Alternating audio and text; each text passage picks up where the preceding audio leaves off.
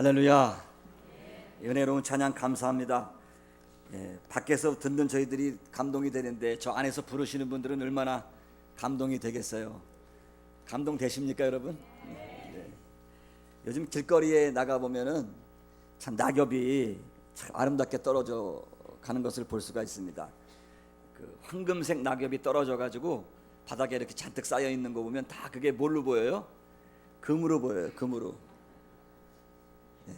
제가 하나님이라면 다 주워다가 우리 성도님 어렵게 사시는 분들 다 한 덩어리씩 드리고 싶은데 이게 그 목회자들이 가지고 있는 메시아 컴플렉스가 있다는 것이 그러지 못한 마음 안타까운데 그래도 여러분 날 감사하시기 바랍니다. 때로는 가난도 감사할 때가 있어요. 한번 따라서 할까요? 감사합니다. 감사합니다. 네, 참 감사해요. 따지고 보면. 저도 며칠 전에 그 몸살이 나가지고 네, 그 가을 아주 호되게 그 한국에 와가지고 신고식을 하는 것 같아요. 몸살이 나가지고 좀 컨디션이 굉장히 안 좋은데 여러분 다 양해하실 줄로 믿습니다. 한번 말씀을 따라서 하시기 바랍니다. 감사를 잃어버린 사람들.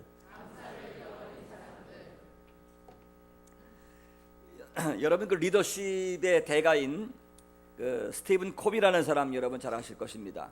이 스티븐 코비가 쓴 성공하는 사람들의 7가지 습관이라고 하는 책에 보면은 그 성공한 사람들의 주요한 특징 가운데 하나가 있는데 삶을 긍정하는 마음을 가지고 있다는 것입니다. 그게 성공하는 사람들의 공통점이에요. 삶을 긍정하는 마음. 그래서 이 스티븐 코비는 사람의 심리를 2가지로 나눠서 얘기를 합니다. 첫째는 풍요의 심리가 있고 또 한 가지는 부족의 심리가 있다는 것입니다. 자, 한번 따라서 해보세요. 풍요의 심리, 부족의 심리. 풍요의 심리는 어떤 것인가 하면 이 세상에는 사람들을 위해서 모든 것이 풍부하게 존재한다는 그 패러다임을 가지고 있는 마음입니다. 반대로 부족의 심리는 인생이란 모든 것이 부족한 생활이라고 보는 견해입니다. 그래서 부족의 심리를 가진 사람은 누군가가 표창을 받거나 또 우연한 행운을 잡는다든가 또 탁월한 성과를 달성하는 것을 보면 마치 자기 것을 빼앗아간 것처럼 그렇게 불만족스럽게 생각을 한다는 것입니다. 그래서 부족의 심리를 가지고 있는 사람은 삶에 만족이 없습니다. 끊임없이 추구하고 소유해도 부족한 것밖에는 없다는 그런 마음을 가지고 있는 것입니다. 저는 이 스티븐 코비의 글을 보면서 사람들을 2가지로 분류를 해봤습니다. 첫째는 불평하는 사람이고요. 또 한 가지는 감사하는 사람입니다. 똑같은 인생 조건에서 출발을 하더라도 그들은 전혀 다른 인생을 맞게 될 것은 자명한 일입니다. 성공한 사람들은 고통스러운 환경에도 불구하고 삶을 긍정하며 감사하는 사람들이라는 것입니다. 자, 그렇다고 한다면 여러분들은 어떤 부류의 사람입니까? 풍요의 심리를 가지고 사는 분들입니까? 부족의 심리를 가지고 사는 분들입니까? 여러분 감사하면서 사시는 축복된 인생이 되시기를 주님의 이름으로 축원합니다. 오늘 본문 상황에 보면은 불평하는 이스라엘 백성들의 모습을 보게 됩니다. 민수기 13장 30절부터 14장 10절 말씀에 보면 이스라엘 백성들은 모세의 인도를 따라서 애굽에서 홍해를 건너 광야 생활을 거치고 마침내 이제 가나안 땅을 눈앞에 두고 있는 가데스 바네아 지역에 도달하게 되었습니다. 그리고 하나님께서 약속하신 가나안 땅에 들어가기 전에 그 땅을 탐지하기 위해서 12지파의 족장들을 스파이로 파송을 하게 됩니다. 12명의 족장들이 40일 동안 가나안 땅을 두루 탐지하고 돌아왔습니다. 그 중에 10명이 보고를 하기를 그 땅은 거민을 삼키는 땅입니다. 그 땅은 우리를 삼키고 말 것입니다. 그 땅은 우리가 들어갈 수가 없습니다. 그곳의 성은 견고하고 그 사람들은 키가 크고 굉장한 사람들입니다. 우리는 스스로 보기에도 메뚜기 같으니 그들이 보기에도 그와 같았을 것입니다. 우리는 그러므로 거기에 들어갈 수 없습니다. 이렇게 부정적인 보고를 했습니다. 그런데 여호수아와 갈렙은 똑같은 상황과 똑같은 땅을 보고 와서 그렇게 고백을 합니다. 그 땅은 참으로 아름답고 심히 아름다운 땅이고 젖과 꿀이 흐르는 땅입니다. 이렇게 보고를 했습니다. 10명의 사람들은 거기는 키가 크고 성이 견고하기 때문에 들어갈 수 없다고 했지만 여호수아와 갈렙은 두려워하지 마십시오. 그들은 우리의 먹이입니다. 우리의 밥입니다. 왜? 하나님이 우리와 함께 하시기 때문입니다. 이렇게 고백을 했습니다. 그들은 우리의 먹이입니다. 그들은 우리의 밥입니다. 여러분, 밥을 보고 두려워하는 사람은 세상에 한 사람도 없을 것입니다. 10사람의 본 것과 이 갈렙과 여호수아 두 사람이 본 것은 똑같은 것을 보고 왔습니다. 똑같은 땅과 똑같은 사람들을 보고 왔지만 보고는 전혀 달랐다는 것입니다. 10명은 가나안 땅에 살고 있는 사람들에게 초점을 두었고 갈렙과 여호수아는 하나님께 초점을 두었다는 것입니다. 여러분, 중요한 사실 한 가지는 사람의 눈은 마음속에 어떤 생각을 가졌느냐에 따라서 다르게 보인다는 것입니다. 내 마음속이 붉은 생각을 가지고 있으면 눈은 붉게 보일 것입니다. 내 마음이 파란 것을 가지고 있으면 내 눈은 파랗게 보인다는 것입니다. 내가 믿음을 가지고 있으면 내 눈도 믿음의 작동을 한다는 것입니다. 이스라엘 백성들은 감사보다는 불평이 체질화된 사람들입니다. 그들은 광야 생활 동안 원망과 불평을 되풀이했습니다. 왜? 그들의 마음은 부족의 심리가 지배를 하고 있었기 때문인 것입니다. 그래서 그들은 새로운 상황에 부닥칠 때마다 불평하고 원망이 터져나왔던 것입니다. 민수기 14장 2절로 3절 말씀에 그런 말씀이 있습니다. 이스라엘 자손이 다 모세와 아론을 원망하여 온 회중이 그들에게 이르되 우리가 애굽에서 죽었거나 이 광야에서 죽었다면 좋았을 것을 어찌하여 여호와가 우리를 그 땅으로 인도하여 칼에 망하게 하려 하는고 우리 처자가 사로잡히리니 애굽으로 돌아가는 것이 낫지 아니하랴. 그들의 불평은 홍해 앞에 설 때에도 고기가 먹고 싶다고 투정할 때에도 가나안 땅을 탐지하고 돌아온 후에도 계속해서 온통 불평과 불만을 계속하고 있는 것입니다. 우리가 이 광야에서 죽었다면 좋았을 것이라고 불평했던 그 사람들은 자기들이 말한 대로 모두가 다 죽고 말았습니다. 결국 불평과 원망의 무리는 시체가 되어서 광야에 눕혀지게 되고 가나안 땅에 들어가는 복을 빼앗기고 말았습니다. 가나안 땅에 들어간 사람들은 그들의 후손들이었습니다. 여러분, 우리 예수 믿는 성도들은 말을 조심하면서 살아야 됩니다. 기도하는 사람, 신앙이 있는 사람들은 특별히 우리가 말을 조심하면서 살아야 될 줄로 믿습니다. 여러분 입에 믿음이 담긴 말을 하시기를 주님의 이름으로 축원을 드립니다. 예수 믿는 성도들은 범사에 감사하는 사람들입니다. 예수 믿는 사람들 가운데 많은 사람들이 예수 믿는 것과 감사하는 삶을 다르게 생각하고 있습니다. 그래서 예수를 믿는 사람들은 많이 있지만 감사하며 사는 사람들은 그렇게 많지 않은 것이 현실입니다.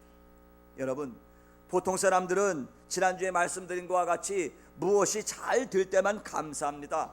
그러나 성경적인 가르침은 감사하니까 잘 되는 것입니다. 우리 지난주에 이어서 이 말씀을 한번 또 연습을 해야 돼요. 한번 따라서 하시기 바랍니다. 감사하니까 잘 됩니다. 믿습니까? 우리 옆에 계신 분하고 악수하면서 인사하겠습니다. 감사하니까 잘 됩니다.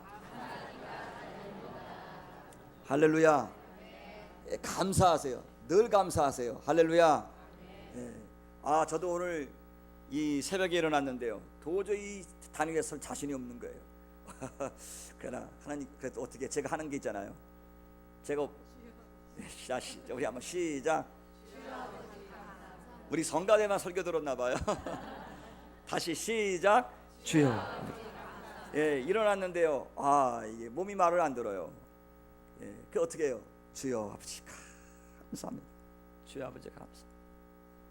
할렐루야. 그러면 하나님이 붙들어 주십니다. 제가 설교하고 있잖아요 오늘. 여러분 NIV 성경에 데살로니가전서 5장을 읽어보니까 거기 그 영어 성경에 그렇게 써 있더라고요. Give thanks in all circumstance. 범사에 감사하라 그랬는데 이 범사라는 말 영어로 all circumstance라고 써 있더라고요. 모든 상황이에요. 모든 조건이에요.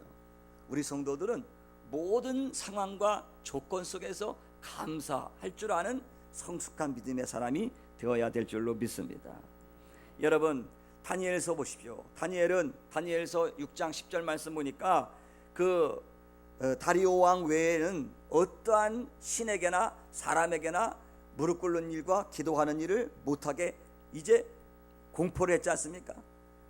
다리오 왕 외에 그 어떤 신에게나 사람에게나 이 무릎을 꿇고 기도하면 사자굴에 집어넣는다는 어인 찍힌 그런 조서를 알고서도 다니엘은 자기 집으로 돌아가서 그 방을 예루살렘을 향하여 창문을 열어놓고 3번씩 하루에 기도했다. 뭐라고 기도했다고 그랬어요? 감사의 기도를 드렸다고 그랬습니다. 자신이 뻔히 죽을 줄 알면서도 하나님께 감사의 기도를 드리는 것입니다. 오늘 성경 말씀에 보면 감사를 잃어버린 사람들이 나옵니다. 민수기 14장에 보면 고난의 땅 애굽을 탈출하여 가나안 땅으로 가던 사람들이 밤새 울면서 소리를 질렀습니다. 왜 그렇습니까 여러분? 가나안 땅에 사는 사람들과 전쟁에서 진 것도 아니고 지금 당장 죽게 된 것도 아닙니다. 그저 단지 먼저 가본 사람들 중에 부정적인 생각을 가지고 돌아온 10명의 이야기를 들은 것뿐인데 그들은 밤새 울면서 소리를 지르고 있습니다. 여러분 뭐라고 얘기합니까? 민수기 14장 2절로 3절 말씀 보니까 우리가 애굽 땅에서 죽었거나 이 땅에서 죽었다면 좋았을 것을 차라리 애굽으로 돌아가는 것이 낫지 않겠느냐 하면서 통곡하면서 밤새도록 절망에 빠져 있는 것입니다. 여러분 생각해 보십시오. 하나님은 이스라엘 백성들을 바로의 손에서 벗어나게 해주셨고 홍해를 건너게 하셨습니다. 매일 아침 만나를 내려주셨고 메추라기도 내려주셨습니다. 사막에서 생수를 마시게 하셨습니다. 하나님은 이스라엘 백성들을 떠나지 않으셨습니다. 하나님은 이스라엘과 계속해서 함께 하셨고 인도하셨습니다. 그런데도 10명의 부정적인 이야기에 온 백성이 밤새도록 울고 소리 지르면서 절망한 것입니다. 왜 그랬을까요? 그들 마음속에 있는 부족의 심리 때문에 그런 것입니다. 여호수아와 갈렙이 걱정 없다고, 하나님이 이 땅을 우리에게 주실 거라고, 하나님이 우리와 함께 하신다고, 가나안 땅의 거대한 사람들은 우리에게 밥이라고 해도 그들은 믿지를 않습니다. 왜? 마음속에 이미 부족의 심리로 가득 차 있기 때문에 그런 것입니다. 그렇게 많은 기적을 보고 많은 은혜를 받았고 하나님의 돌보심을 통해서 하루하루를 살아온 사람들이었음에도 불구하고 그들은 하나님을 잊고 살았던 것입니다. 하나님께 감사하는 것을 잃어버린 것입니다. 사람들은 왜 감사를 쉽게 잃어버릴까요? 그것은 하나님의 은혜를 깨닫지 못하기 때문입니다. 은혜를 깨닫지 못하는 인생들은 생을 이끌어 가시는 하나님께 감사할 줄 모르고 미련한 인생을 살 때가 한두 번이 아닌 것입니다.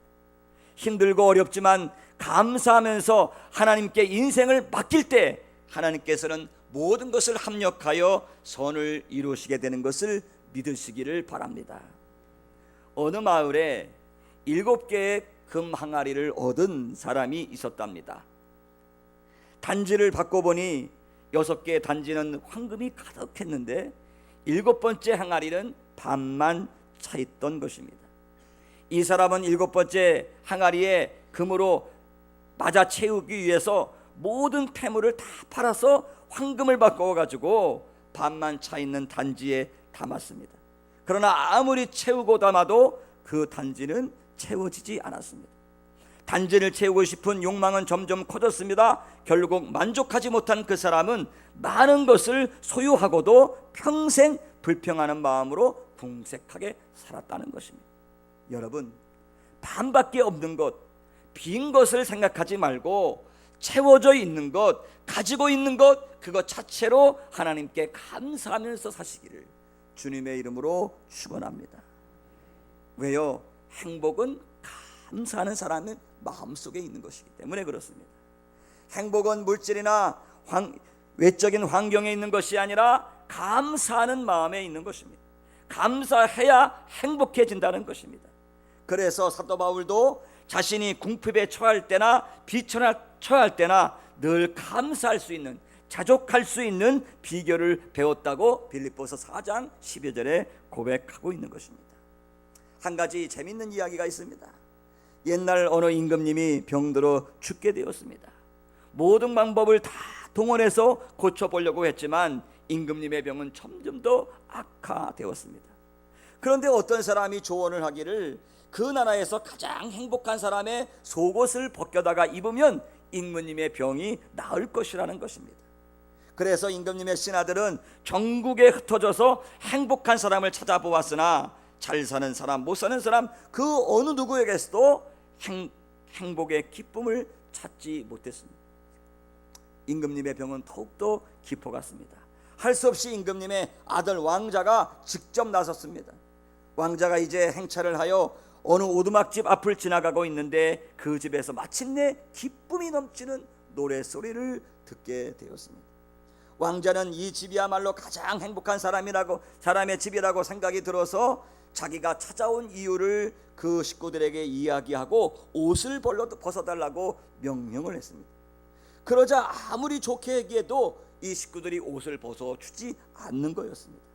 그래서 할 수 없이 왕자는 군인들을 시켜서 칼로 위협을 하고 이 가난한 집 식구들의 겉옷을 벗겨보니 그들은 모두 속옷을 입지 않고 있었다는 것입니다. 너무 가난해서 속옷조차 입지 못했던 것입니다.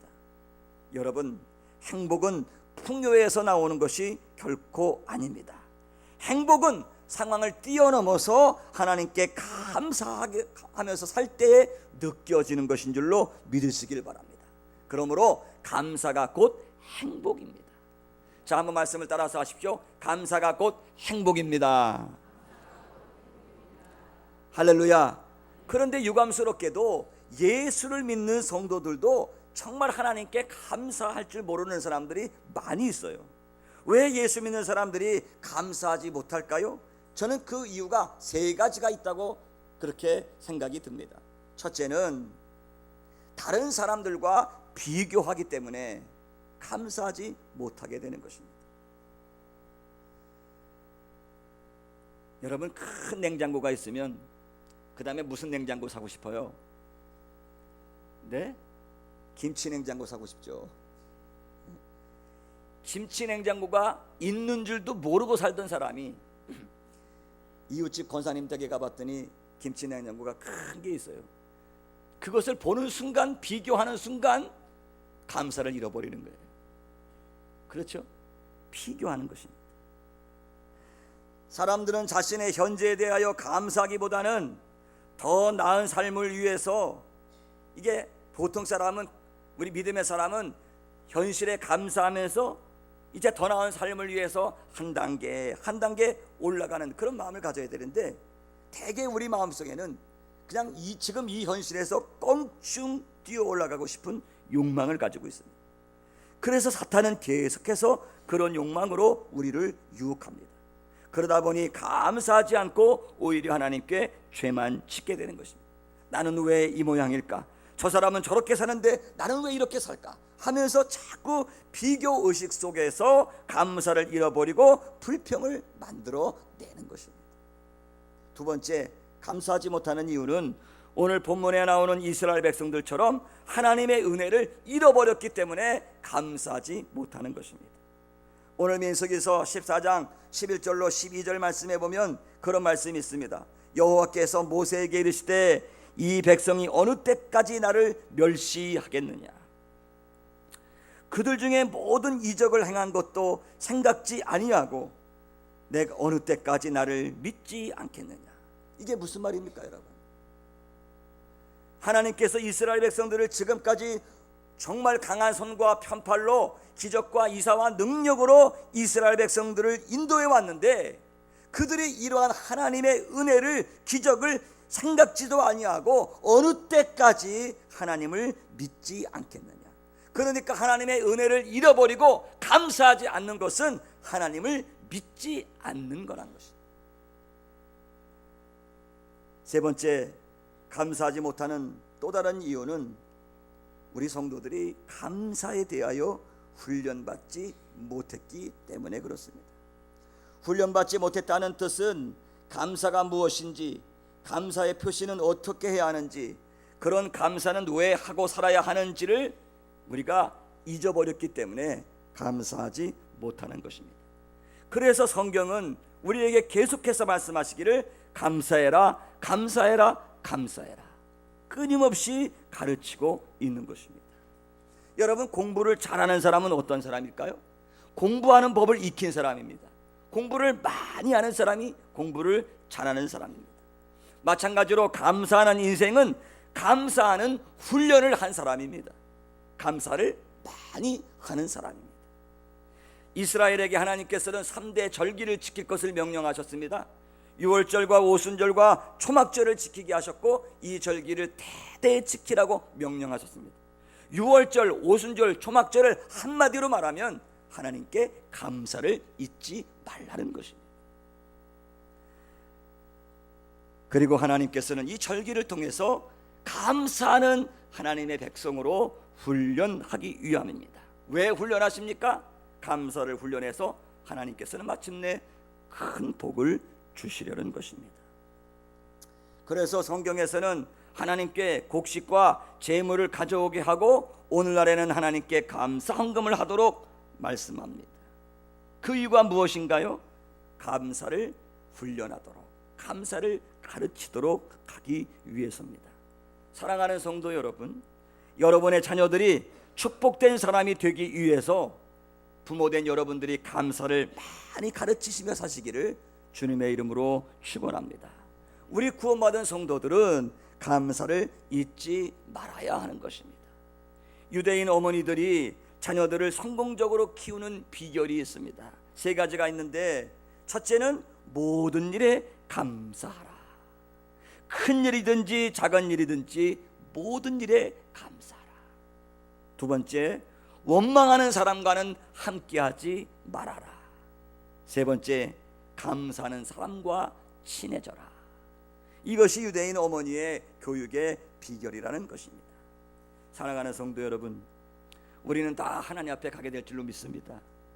훗날 우리가 하나님 앞에 갔을 때 하나님께서, 우리 하나님 앞에 섰을 때 우리가 하나님 앞에서 하나님, 저희는 세상에서 감사하며 살다 왔습니다, 이렇게 보고할 수 있기를 바랍니다.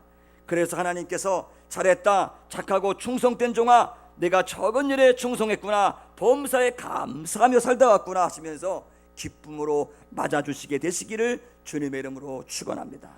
범사에 감사하며 행복한 성도가 되시기를 주님의 이름으로 축원합니다.